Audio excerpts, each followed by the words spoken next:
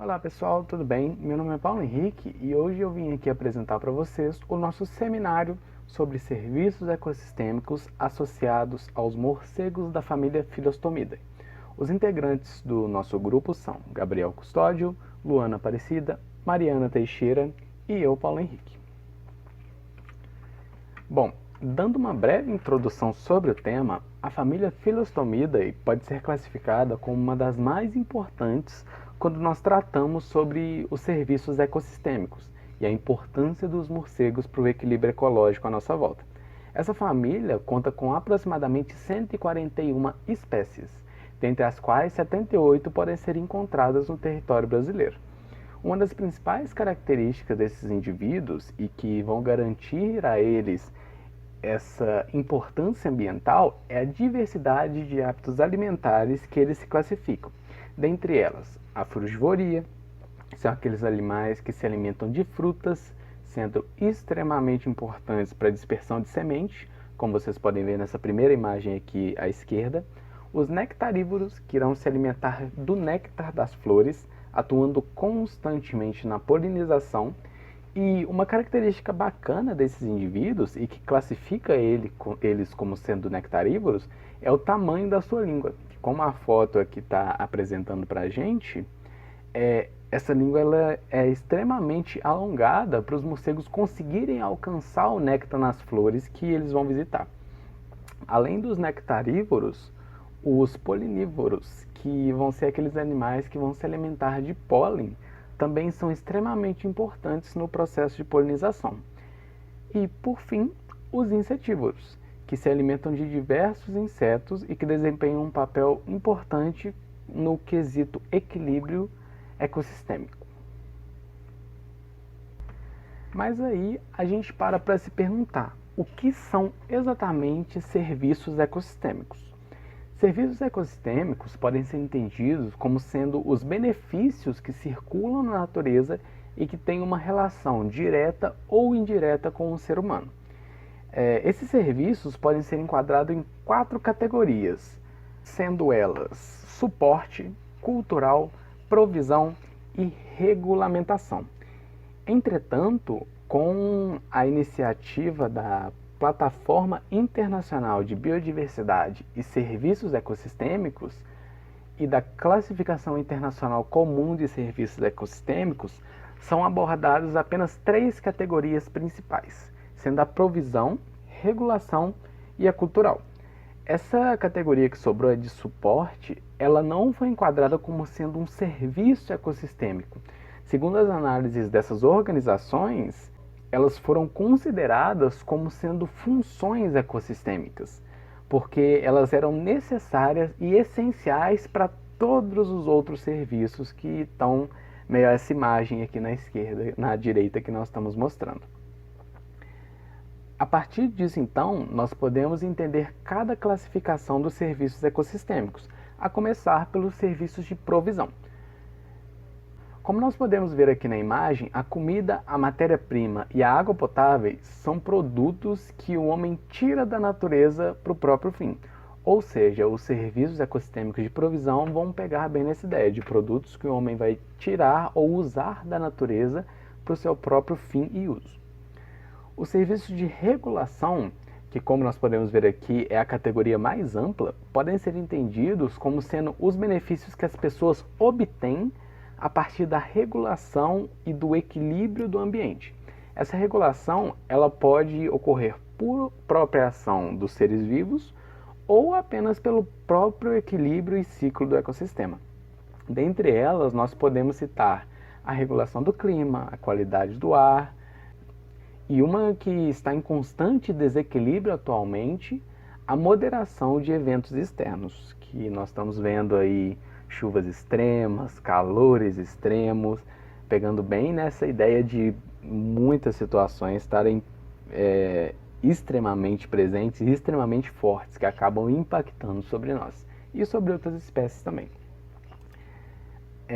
Além desses, os serviços culturais são aqueles que vão integrar as pessoas à natureza, promovendo um contato entre ambas, contribuindo constantemente para as relações sociais e naturais também. Agora que nós já demos uma introdução sobre o que são serviços ecossistêmicos, nós vamos entrar mais diretamente nos morcegos da família Phyllostomidae. Como nós já apresentamos para vocês na nossa introdução, essa família desempenha diversos benefícios ecossistêmicos e dentre todos eles, nós podemos considerar a polinização como sendo um dos mais conhecidos, estudados e impactantes. O processo de polinização ele vai ser desempenhado pelos morcegos com hábitos alimentares voltados a interações diretas com a flor, sendo os polinívoros e os nectarívoros. Assim como a interação desempenhada por algumas abelhas, os morcegos da família Phyllostomidae vão fazer essa dispersão a partir do pólen que foi aderido em seus pelos durante o processo de alimentação do morcego.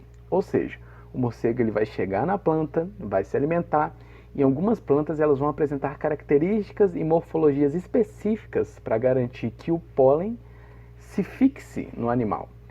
Por exemplo, algumas plantas elas vão apresentar o néctar em porções muito profundas e distantes. Elas normalmente vão apresentar uma morfologia de seus estigmas juntamente a isso, fazendo com que eles sejam alongados e côncavos na parte superior, fazendo assim que quando o morcego chegue para se alimentar, para fazer a captura do néctar, ele vai acabar esbarrando no estigma e liberando que vão cair e se fixar sobre o seu pelo. E deste modo, eles vão seguir junto com o morcego até uma possível flor, resultando assim na fertilização. A partir disso, alguns morcegos eles vão apresentar morfologias específicas para conseguirem se alimentar dessas substâncias, podendo variar como está mostrado nessa imagem aqui embaixo.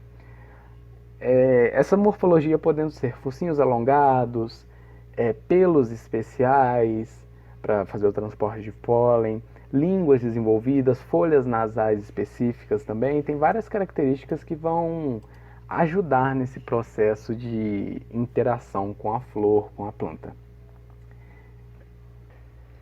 Como nós apresentamos, existe uma relação coevolutiva mútua entre os morcegos e algumas espécies de planta, visto que esses indivíduos eles vão apresentar características morfológicas que vão facilitar e possibilitar a interação com a planta.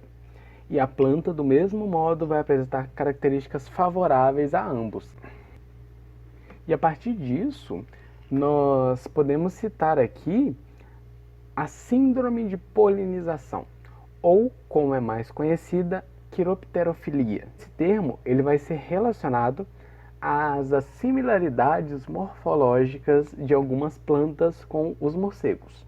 A exemplo disso, nós temos essa planta representada aqui à direita, conhecida como Marcgravia evenia, que, assim como vocês podem ver na imagem, ela apresenta uma folha modificada, que ela vai ter um formato côncavo, que vai facilitar o ressoar dos ecos emitidos pelos morcegos durante a ecolocalização. Deste modo, a planta ela vai conduzir o morcego em direção ao pólen e também às flores, garantindo assim que o animal venha e capture indiretamente seu pólen, fazendo assim o processo de fertilização, conduzindo esse pólen para outra planta.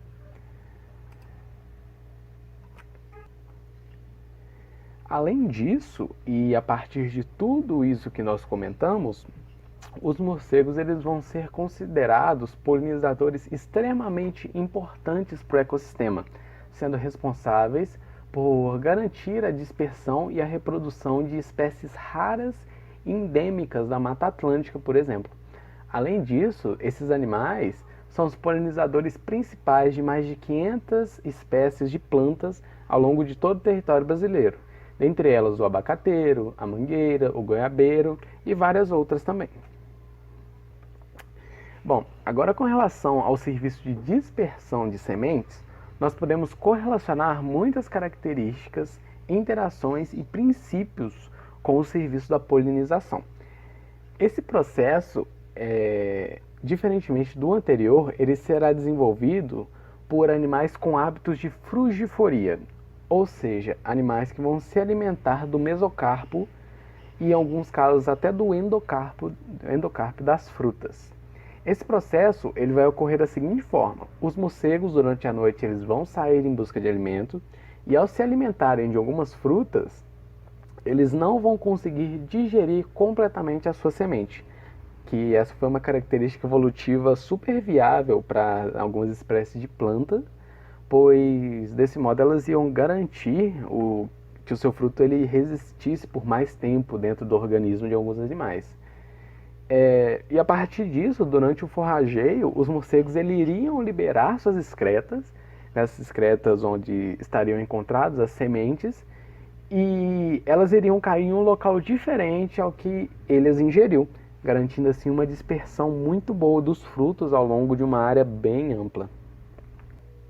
Esse processo, como eu falei, ele é de extrema importância para a dispersão e é um dos principais fatores responsáveis pelo processo de reflorestamento de áreas degradadas e desmatadas, exatamente por esse processo que eu falei. O morcego ele vai ingerir a semente em algum local específico e às vezes quando ele estiver passando por cima, forrageando por alguma área que, por exemplo, foi desmatada, ele pode fazer a liberação dessa semente, fazendo com que naquela área começasse um processo de floresta primária.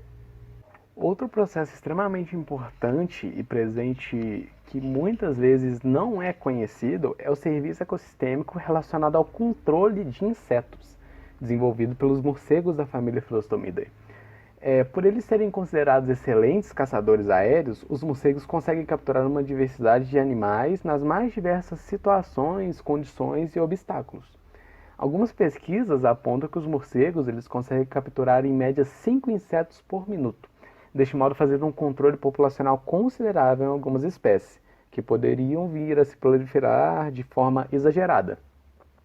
Além dos insetos, também, alguns morcegos eles fazem o controle de algumas espécies de animais de pequeno porte, como nós podemos ver na imagem aqui abaixo. Porém, esse controle ele vai ser bem menos representativo se comparado ao dos insetos. Seguindo essa mesma linha, nós podemos abordar também o controle biológico de pragas desenvolvida pelos morcegos. Esse serviço ecossistêmico é de extrema importância para nós, para a população humana, por questões de auxiliar no controle de pragas agrícolas, que, segundo alguns dados que nós achamos, eles produzem cerca de 4 milhões de dólares por ano de prejuízo nas plantações e na economia agrícola na América do Norte. No Brasil, os morcegos da família Philostomyidae, eles são responsáveis pelo controle de aproximadamente 10 espécies consideradas como praga.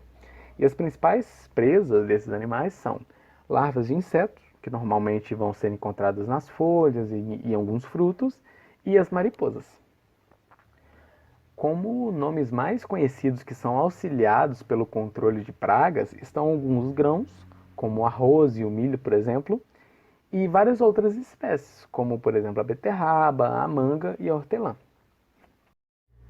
Além dos dados que nós apresentamos aqui com relação aos serviços ecossistêmicos de controle de pragas, os morcegos da família Philostomyidae desempenham um papel extremamente importante e benéfico para a população humana no geral, pois eles também são responsáveis por fazer o controle de alguns insetos que são considerados vetores de doenças. A exemplo desses, nós podemos citar os insetos da ordem Hemiptera, que são os conhecidos barbeiros. Então, os morcegos, de certo modo, eles auxiliam no controle de certas doenças transmitidas por esses vetores. Bom, concluindo o nosso trabalho, nós podemos perceber aqui, né, com os dados que nós apresentamos e tudo mais, a real e gigantesca importância dos morcegos para os serviços e equilíbrio dos ecossistemas. Como nesse nosso trabalho nós focamos mais em uma família específica, que foi a família Philostomyidae, nós percebemos uma importância para o ambiente, especialmente no que se diz respeito à polinização, que é um dos serviços ambientais mais aplicados por esses animais, um dos mais importantes e que mais temos estudos com relação a esses animais. E essas aqui abaixo são as referências para o nosso trabalho. Nós esperamos que vocês tenham gostado. Qualquer dúvida, estamos à disposição. Olá pessoal, tudo bem? Meu nome é Paulo Henrique e hoje eu vim aqui apresentar para vocês o nosso seminário